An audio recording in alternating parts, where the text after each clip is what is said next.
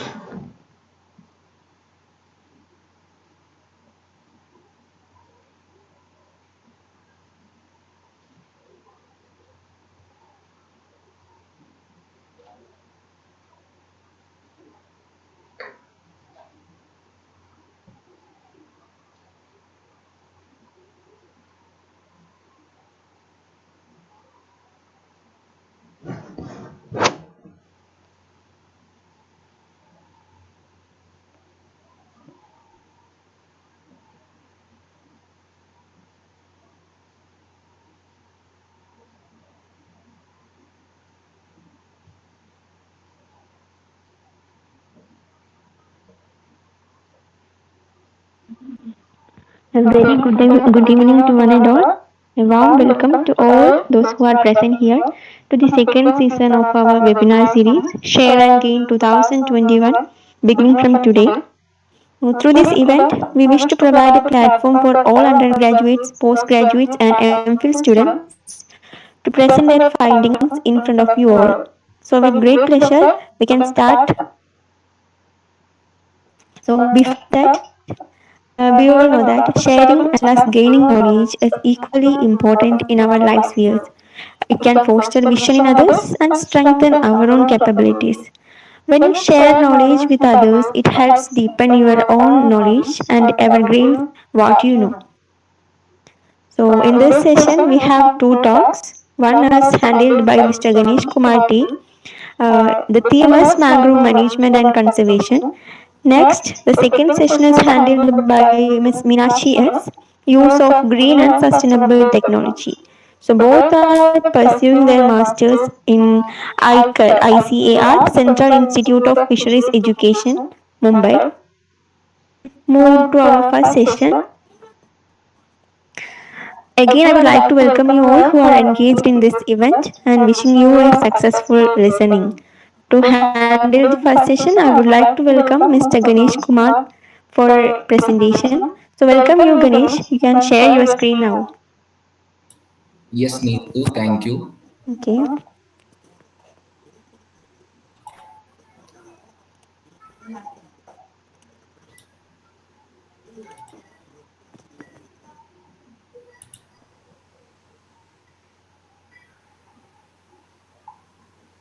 I hope my screen is visible, right? Yes, it is visible. Yeah, yes. Is there any issue? And Means you can intimate me. Yes. okay, sure. And before that, there is a small request to participants that kindly mute your camera and microphone throughout the event. You can use the chat option to ask any questions if you have, and the feedback link will provide you at the end of the session. So, okay, over to you, Ganesh. All the very best for your presentation. Yeah, yes. So, good evening, everybody. And today I will be discussing on the topic of mangrove conservation. Actually, in this talk, I will share you about a general idea about the mangrove and its conservation. So, you people might have heard about the mangroves, right? Actually, this is a salt tolerant mangrophyte. You can find this mangroves in almost all your river and estuaries, right? Like it will be very green, and it is very different from other macrophytic plants. Okay, and since it is located in the intertidal region, like your estuaries, it acts as a transition zone between your the marine as well as your terrestrial forms. So it harbors both your marine organisms as well as your terrestrial forms. Regarding the area coverage, the India has the cover of 4,482 square kilometer, the world cover, this India has a very largest cover of mangroves. So along with Bangladesh, it is having the largest cover. Like you might be heard about this, like Sundarbans we are having. No, that is the thing.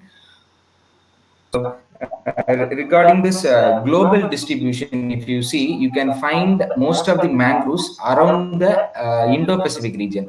So not only mangroves, if you find the plankton diversity, if you find the macrophytes like the vegetation diversity, or if you want to see any other coral diversity, so all these different the life form diversities you can note equatorial region. So, in the similar fashion, this mangroves is also distributed in the equatorial belt, that is in the tropical region of the world. So, if you see the largest cover of mangroves, the Indonesia is covering the largest cover with 30% of the total mangroves. Where our area of interest is India, where it is covers around 3% of total mangroves. In that, it is around 2.6 percentage is entirely present in Sundarbans alone. So, as I said earlier, you can note most of the mangroves present in the coastal belt. Okay, say like your equatorial belt. In the tropical as well as in some parts you can find in the subtropical regions also. So here you can see the different images of the different mangroves. The first one is that it is estuarine mangroves, like it is present in the estuaries of the major rivers. For example, you take Sundarbans, which is present in the estuaries of the two major rivers like Ganga and Brahmaputra.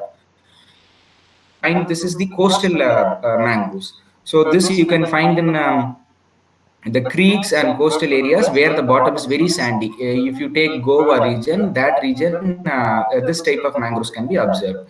And next thing is that island mangroves. So this type of mangroves is present only in Andaman, Nicobar and Lakshadweep as far as India is concerned. But if you take some other islands of tropical region, it is mostly distributed in almost all the islands. Okay, so regarding the distribution in India, you can find most of the mangroves in the Gujarat region as well as West Bengal region. So this is the topmost distributed area where also you can find this type of mangroves in almost all the estuaries of the major rivers. You can find here. If you take here, you can find like if you take Andhra Pradesh, you can see Krishna and Godavari is there. So here Mahanadi. So if you take Orissa, Mahanadi Estuary is there. So okay, so you can see. So the thing you should note is that as a point of mangrove manager, you must see that in the last few years, like earlier it was around 6,000 kilometers square, the total area, and now it was reduced to 2,000 to 3,000 kilometers square. So all this is because of the anthropogenic pressure, we want to say. So anthropogenic pressure is a primary factor, and the associated factor is nothing but the climate change. Here is a graph, so you can find the so which is nothing but saying about the distribution of the mangroves. Okay.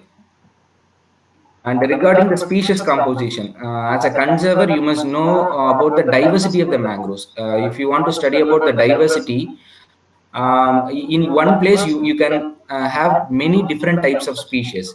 So that type of diversity you can find in Odisha with 101 species, where the next to Odisha you can find Gujarat with 40 species, which means that in a single block they are having a different species of mangroves like Rhizophora, Abyssinia is there, and Solanarita. Many species are there. Like you can, in short, you can categorize this as red mangrove and black mangrove. Okay, so you people might be wondering about how these plants are surviving in this very adverse condition, like saline condition is there, high humid condition will be there in the coastal areas, and anoxic condition will be there since most of the sediments is carried by the river and it is settled in the estuaries. So high anoxic condition because of the sedimentation, and hydrogen sulfate will be high in that area. So how they are counteracting this effect is that first is the saline tolerating gland or the salt excreting gland. the extra amount of the salt what is being observed. Okay, so I don't want to go in much detail since the timing is limited. So this is the a very basic concept. It is having a salt gland for excreting the excess amount of gland which is observed by the plant.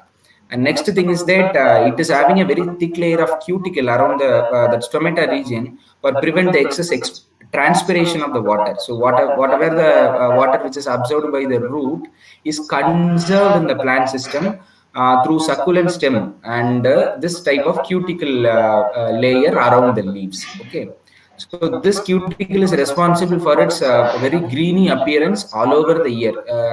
You see the other types of pattern like leaf falling in the certain season. So that type of phenomena you cannot notice in this type of mangroves. Okay.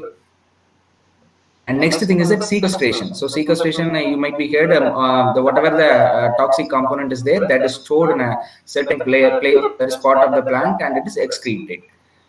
And anoxic soil. So how they are surviving means they are having a breathing roots or prop roots for supportment and breathing roots for the aerial respiration. In short, you can call this as nematophores. So nematophores is made up of parenchymatous tissue for absorbing the oxygen for its respiration.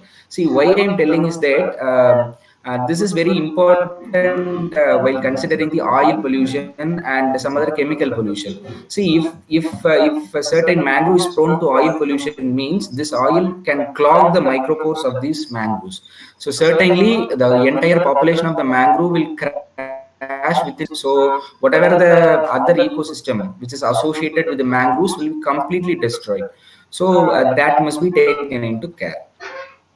And regarding the reproduction, a very specific and unique phenomena followed by the mangroves, that is the called as viviparity. Actually, the viviparity is, I hope most of the peoples are from scientific streams, so you might be understanding. So viviparity is nothing but giving birth to a direct young one. So the humans are a very good example of viviparity. In similar fashion, this tree will give the birth to not it will give rise to a plantling, and it will sustain the attachment. The plantling will sustain the attachment with mother plants even at the earlier stage. So later it is detached from the plant and it floats in the water for around 2 to 3 weeks and it starts to root in some anoxic muddy area. Okay.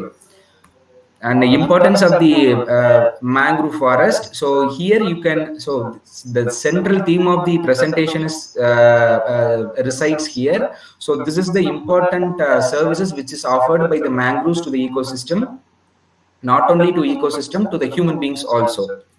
So here you have your protected which protects the coastline. See, most of the natural hazards which hits the coast is secured by this type of structures like mangroves. If you take hurricanes, the effect of the hurricanes is reduced by these type of structures. And they also act as the refuge and nursery grounds. See, if you take most of the marine organism, it will not breed in the open ocean. It will breed in some of the sheltered environment which is very nearer to coast. So they will select the mangroves because it is having a good amount of food and it is having a good amount of shelter and it is less in predation pressure. So taking into consideration, these can act as good nursery grounds and breeding grounds for the marine species. And apart from that, it can provide the food for not only humans but for other organisms also.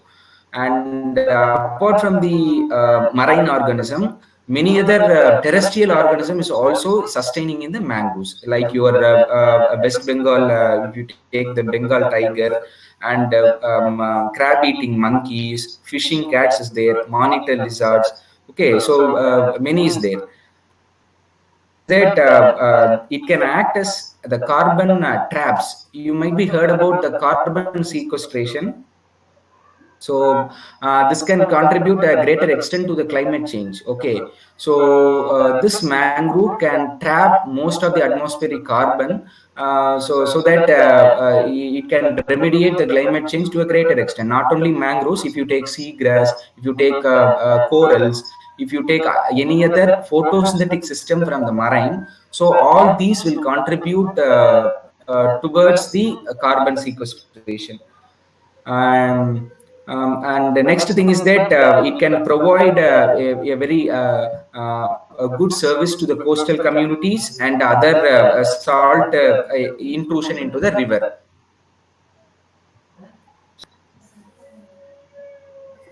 And next thing is that moving into threats to the mangroves. So the very primary threats is logging. Okay, so logging for developmental activities and for the commercial purposes. So that is the first threat.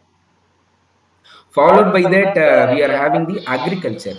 See, if you take some traditional agriculture which is being followed, like the Pokali fields in Kerala, similar to the Pokali fields, we have berries in West Bengal. Okay, so for the development of that structure, they are destroying this mangrove to the greater extent. You can associate this with many other developmental activities, which is of the primary activities like your agriculture. And next thing is that aquaculture.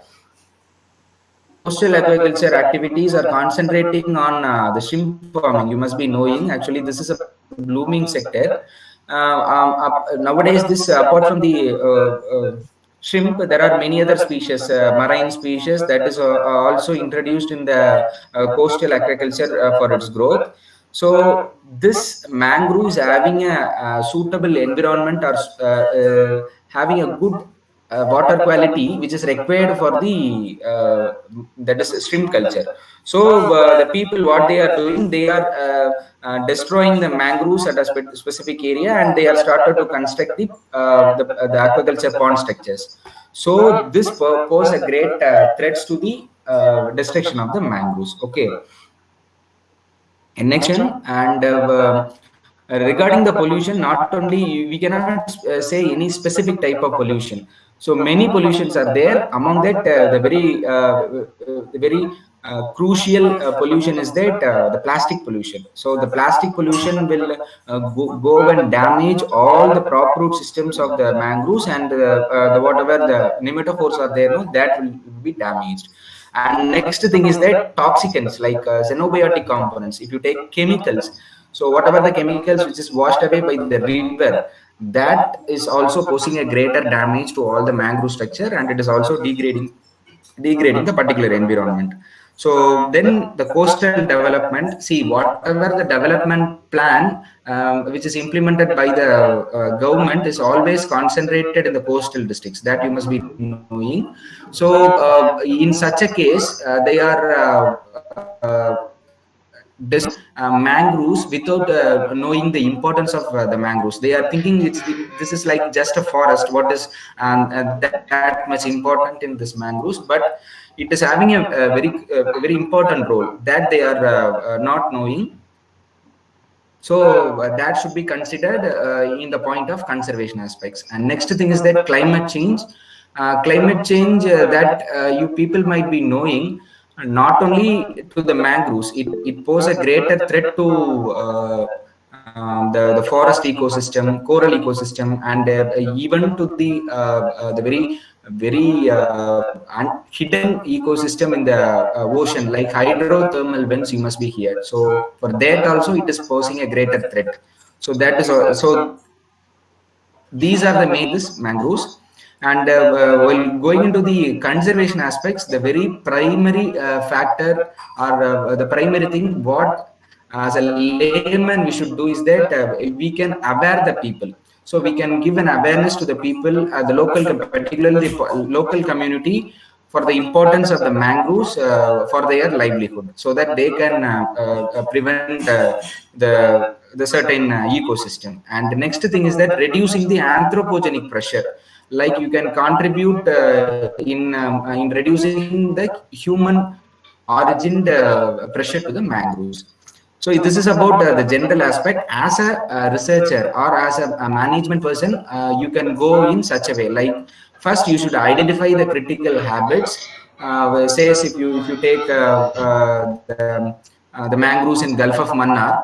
So the Gulf of Mannar, I can say the Gulf of Mannar is highly prone to this type of chemicals. So this type of chemical is damaging the mangrove species Abyssinia. So like that way, I can incorporate the study. And next thing is that mapping a certain area, like you have to, the primary role is that you can divide the mangrove from the adjacent system so that you can manage in a good manner, right? So that is the theme here. And next thing is that you can study the buffer zone between the mangroves and other ecosystems, so that it helps to a greater extent for studying the mangroves. Here you can note a very important model which is developed by MS Research Foundation. Actually, this is called a fishbone model, and primarily it was developed for regeneration of the mangroves in Krishna Delta at Andhra Pradesh, and now it is being successfully used in almost all the estuarine regions of not only Tamil Nadu, in some parts of Odisha also they are using this. Actually, this is nothing but like canals. They will be digging in the main river stream to the main land. So the water, like the intermediate water, like brackish water, you can say, which is a mixture of your salt water as well as your the fresh water. That water will intrude through this canal, and it will support the mangrove growth in the adjacent area. So that is the idea here. And you can find, after the introduction of this model, these are the areas where you can find rich amount of mangroves. So that I would like to say. And here I have given the different details about the fishbone model, which is nothing but you can have an idea. Regarding the excitive conservation, whatever the thing I have said earlier is insightive conservation. You have to go and conserve on site. But I have also included the excitive conservation. So if you want to conserve it in your own laboratory or outside the place, the first thing you must go with planting the propagules. So propagules, I have already said, it is like a plantling. So you can directly take to the nursery and you can maintain for certain time, and you can plant in the area where you want the mangrove cover. So next thing is that vegetative propagation. Vegetative propagation is nothing but your air layering method, and the wet propagation method, and so on. The next thing is that micro propagation. Micro propagation is nothing but your tissue culture aspects. So with this, I would like to conclude the general idea about the mangroves. See, there are much more important things is there to study about the mangroves. Actually, the contribution to the ecosystem is immense. Okay, so I have just covered the overall outlook of it. So I hope this will help you a lot. And thank you for listening me patiently. And I would also like to thank the foundation as well as the organizer for providing me this greater platform for the knowledge sharing. Thank you very much. If you have any query, you can ask. Thank you so much, Ganesh, for your valuable presentation. The importance, the threats, as well as the conservation strategies were also well explained. And if any questions, participants can put it in the chat box.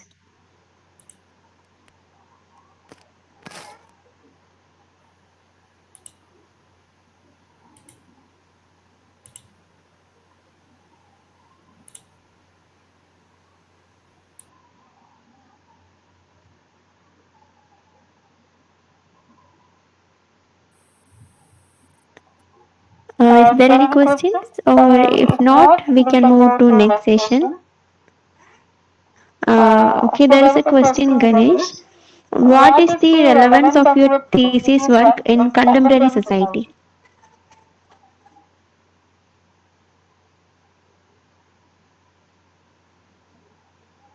Actually, I was in PG first year student. I was yet to start the research. I have not started it. Since to give an overall idea, I have presented it, sir.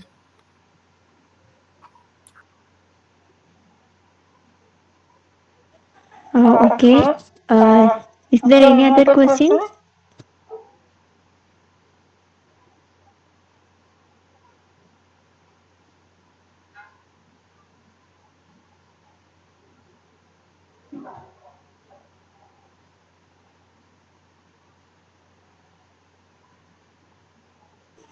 Okay, fine. Thank you again, Ganesh, for your presentation. We can move on to the next session by Minachi S. To present, I would like to welcome Miss Minachi for your presentation. Present your screen now. Okay, thank you, Nitu.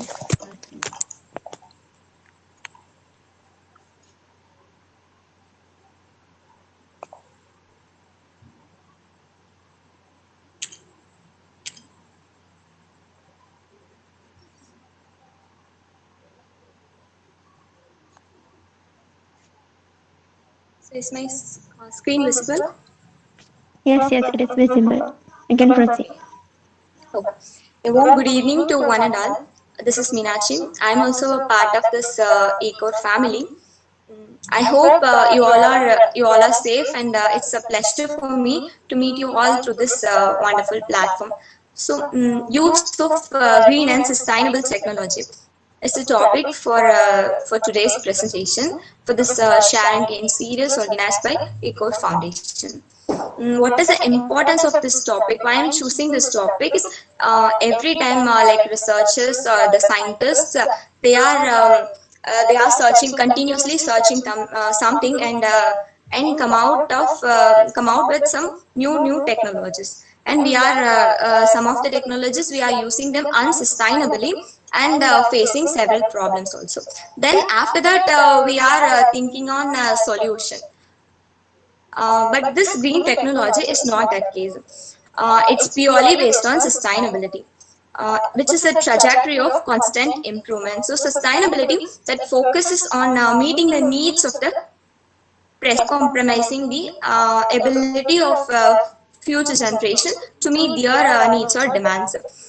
Profit, planet, and people are the three important pillars of this sustainability. So then, what is green technology? Before that, one bitter truth is that you all might have aware of it before also. But what is that now? Humans are consuming the resources faster than it can replenish the natural resources. Okay. As per the Global Footprint Network, humans are consuming natural resources 1.7% faster than the earth can replenish it. So we need some different source of energy, right? So this green technology is it is the usage of science on the environment to preserve the resources and the environment, and also to control the negative impacts from the human activities. So it can be called as environmental technology, green technology, and clean technology as well. So